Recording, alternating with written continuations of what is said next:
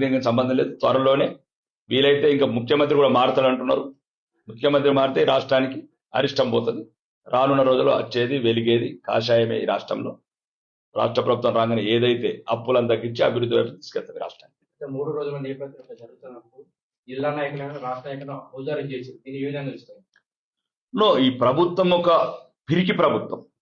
ముఖ్యమంత్రి పిరికివాడు. అంటే నీడని చూసి భయపెట్టాడు ముఖ్యమంత్రి తెలంగాణ. దాన్ని బట్టి అర్థమైంది లేదా? అంటే మీరు దాడులు చేస్తారు అంటే ఈ దాడుల వెనకాల ఎంత పెద్ద కుట్ర ఉన్నది. దీని వెనక ఎవరున్నారు? ఉగ్రవాద చర్యలున్నాయా, తీవ్రవాద చర్యలున్నాయా? ఒక శాసనసభ్యుడి ఇంటి మీదకే దాడి చేస్తే సామాన్య ప్రజలకు రక్షణ ఏది?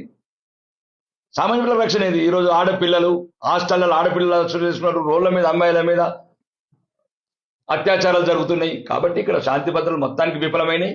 ఇక్కడ కామారెడ్డి సంఘటన దానికి మచ్చుతునక. కాబట్టి ఇక రానున్న రోజులలో భవిష్యత్తులో ఎట్టి పరిస్థితుల్లో కూడా శాంతి భద్రతలు కాపాడి రాష్ట్రాన్ని కరెక్ట్ పరిపాలించమని చెప్తున్న ముఖ్యమంత్రికి ఈ చౌకబారు ప్రకటనలు, ఢిల్లీ పర్యటనలు మానేయు. ఇంకున్నది 2 సంవత్సరాలు. ఉండవా 2 సంవత్సరాలు. కానీ ఉన్న రోజులన్నా ఈ కామారెడ్డి మీద పగబట్టుడు బంద్ చేయి. ప్రజలు ఏం లేదు గుణపాఠం చెప్పారు. ప్రజల మీద ఎందుకు పగబట్టినావు?